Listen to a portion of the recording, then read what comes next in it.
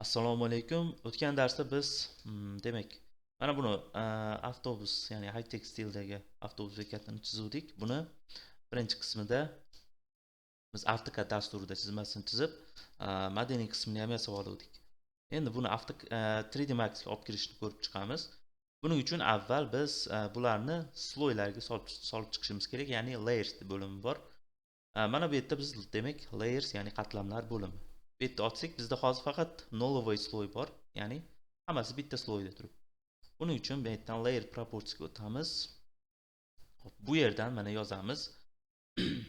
Demak, yangi ochib olamiz. New, bunga yozamiz deraza deb yozamiz.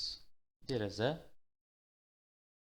Hop, keyingisini ochamiz. 0 ga o'tkazib olib. Hop, demak tom deb yozamiz. Tom qismi. Ya'ni mana deraza ketdi, tom qismi ketdi. Endi bizga kerak mana bu ustun. Ustun deb yozsak bo'laveradi. Demak, unga o'tamiz, buni bosib nom beramiz. Ustun. Mana bo'ldi. Endi bizda qoldi skameyka. Skameykani yozamiz. Demak, o'rindiq deb bo'lsa ham bo'ladi. Skameyka deb yozaylik. Skameyka. Mana bo'ldi. Endi mana bu devorimiz orqa qismidagi. Demak, yozamiz devor. Nima uchun sloylar bilan ishlaymiz? Bu narsa ham ishingizni tekizligini beradi, ham chalkashib ketmasligi uchun juda yaxshi. Demak, mana hammasini sloylarni ochib oldik. X ni bosaveramiz. Endi mana bu tomni ushlab, mana ushladik. Bu yerdan demak tomga mana shuni o'tkazib qo'ysak, bu mana demak tomni sloyga o'tdi. Escape ni bosamiz. Endi mana bu ustunlarni ushlaymiz. Ustunlar tushadik. Bularda demak ustun bo'limiga mana bitta bosib qo'yamiz. Escape. Endi devorni ushlaymiz. Devorni ushlab, demak devor sloyiga mana bitta bosib qo'yamiz. Escape. Endi mana bu derazalarni ushlab deraza bo'limiga olib qo'yamiz. Mana bo'ldi. Skameykani ushlaymiz. Skameykani demak skameyka bo'limiga olib o'tamiz. Mana bo'ldi. Endi mana sloylar ishlayotganini ko'rish uchun bir qator mana ko'ramiz. Derazani sloyini mana bunday bossam, mana o'zi o'chib qoladi. Devorni bossam, mana devor o'chadi. Skameykani bossam, skameyka o'chadi. Tomni bossam, tom o'chadi. Ustunni bossam, ustun o'chadi. Mana bo'ldi. Demak, mana shu tarzda sloylab oldik. Endi buni saqlanib qilamiz. Saqlanib qilish uchun Ctrl Shift S va kerakli joyini belgilaysizlar. Asosan D ga qilgan yaxshi. Endi men рабочий stolga qilib turaveraman. Demak, bu yerga nom yoziladi. O'zi bus stop birinchi qism deb qo'yganman. Demak, save ni bosamiz. Xo'p, save. Oldin bu narsa bor edi. Ustiga qilaveraymi deyapti. Da. Xo'p, mana saqlanib bo'ldi. Endi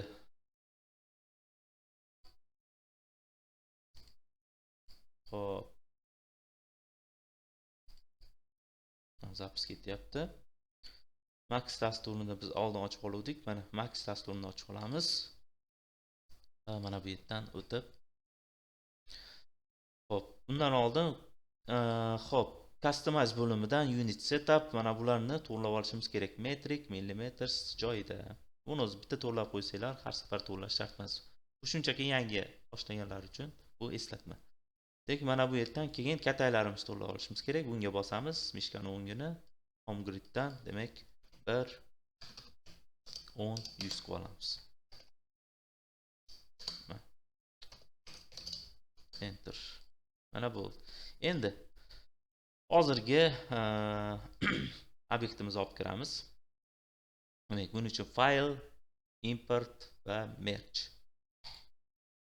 Bosamiz merge'ni va qayerga saqlanib qilgan bo'lsak, shu yerdan mana topamiz. Bizning рабочий stol deydi menda va bu faqat max faylni ochaman deyapti. Bu yerdan all files qilamiz, ya'ni hamma fayl. Bundan yozamiz, demak, bus stop mana birinchi qism. Open. Hop, bu yerda mana so'rayapti. Mana shu yerda mana e'tibor beringlar. Rescale ga bitishga turish kerak. Bu narsa biz AutoCADda razmerda ishladik. Bu yerga ham o'zini razmerida tushirish uchun rescale ga bosib qo'yamiz. Qolgan joyiga deyarli tegmaymiz va layers bo'limidan shu yerga e'tibor beramiz. bizga nolovoy sloylar kerak emas. Agar nolovoy sloy ham qolib ketib qolsa, bizda mana bu yerdagi nolovoy sloydagi mana bu chiziqlar ham tushib ketib qolishi mumkin. Shuning uchun biz oldindan mana sloyga solib qo'ydik, shu sloylarimiz ko'rinyapti. Shunchaki mana buni o'chirib qo'ysak, mana o'chdi, mana bular kirish kerak. OKni bosamiz. Mana bizda qora bo'lib ko'rinyapti, buni muammosi yo'q. Shunchaki bu yerdan mana clay qilib turamiz va F4 ni bosamiz. Mana bizda obyektimiz mana ko'rinyapti. Endi buni hammasini ushlab, hop, biz e'tibor bersanglar, topdan chizganimiz uchun mana topdan ko'rinyapti. Endi W ni bosamiz, mana bu markazga olib kelib olamiz. Ushlab, mana bu yerdan demak, buni mishkani o'ngini bosib, bu yerdan grid points va vertex yoniq turishi kerak. Demak, mana bunday ushlaymiz. Mana bunday centerga olib kelib olamiz. Mana bo'ldi. Endi buni aylantiramiz. Aylantirish uchun mana bu leftga o'tib olamiz va E ni bosib, A ni bosamiz. Bu mana bu yonadi va mana bunday 90 gradusda aylantirdik. Endi yana W ni bosib move o'tamiz va mana bu burchakdan ushlab, mana bunday qilamiz. Mana endi ko'rsak, bizda demak obyektimiz tushdi.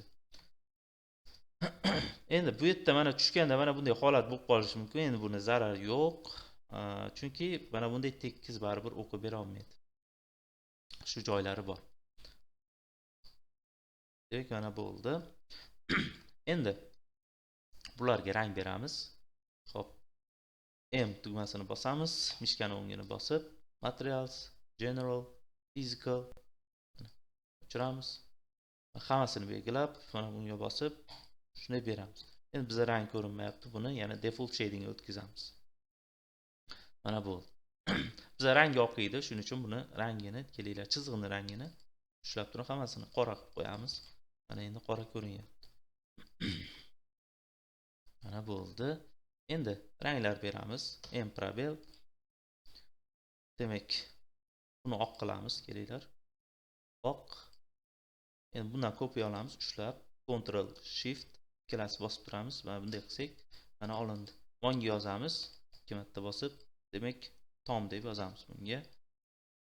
Mana buni ushlab, bunga demak, devor deb beramiz. Devor. Devorni kelinglar sariq qilaylik, bo'lmasa o'zingizlar ixtiyoringlar. Xo'p, istalgan rangda qilsanglar bo'ladi. Men mana sariq qilyapman.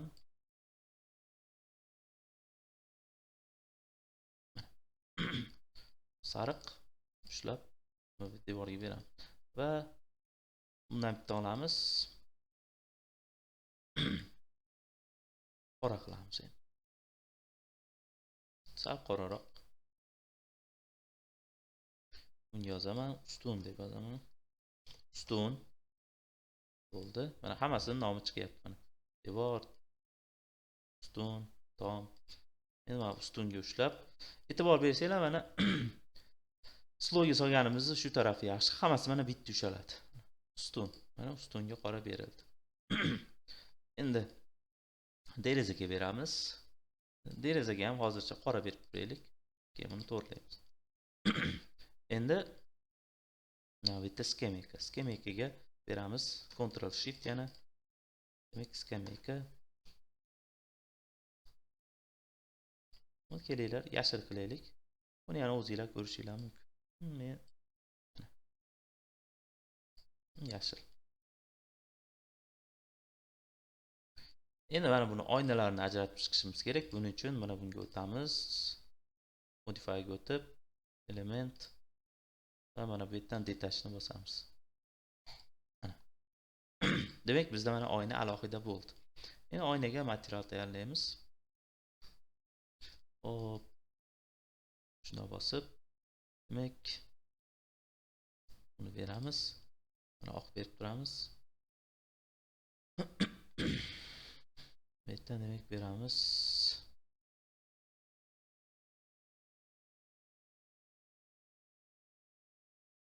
Hop. Demak, bu yerda o'zi bizda tayyor demak materiallar ham bor. Mana yerda press bo'limini bossak, bu yerda finishes turibdi. Shu yerdan pastroqqa tushamiz. Glass solid geometry. Hop, frosted glass qilsak yoki glass zinc geometry qilib qo'ysak ham bo'ladi. Mana. ko'rsak, bizga demak mana oynani effektini beryapti. Demak, oyna ham berildi. Endi xo'p, mana bu tepa qismini ajratib olamiz. Demak, bunda ham xuddi shu modify ga o'tamiz. Ctrl bilan ushlab, buni detach qilamiz. Tepasi alohida bo'ldi. Yana material kirib, bundan bitta kopiya olamiz. Buni aytaylik, jigarrang qilaylik. Mana oranjeviymi? Mana bo'ldi.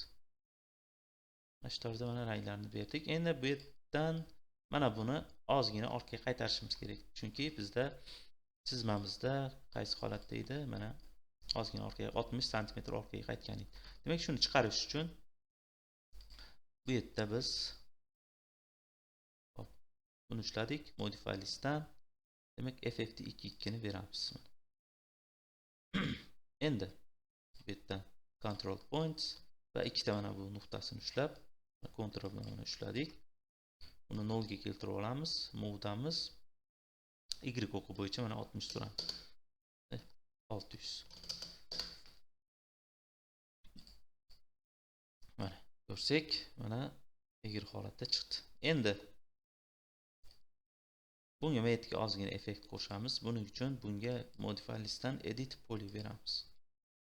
Va mana bu yuzasini ushlab, bu yerda ham ushlaymiz.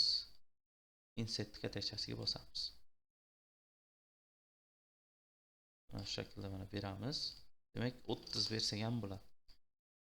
Endi buni ozgina ichkariga kiritamiz. Extrude -30. Va buni detach qilamiz. Shu joyini. Demak, detach. Mana bo'ldi. Endi mana bu yerda alohida bo'ldi. Bunga rang bersak bo'ladi. Aytaylik, istalgan sariqda bersanglar ham bo'ladi. Demak, mana shu holatda chiqadi. Endi men qorayib ko'rinib qolyapti. Buni to'g'rilash uchun bu yerga bosamiz, Previews ga kirib, bu yerdan mana yerda Default Lights ga qo'yib qo'yamiz. Mana demak, bekatimiz umumiy hisobda mana bitdi. Hammaga rahmat. Keyingi qismlarda buni render qilishni ham ko'rib chiqamiz. Hozircha stop. Kanalga obuna bo'lishni unutmang. Rahmat.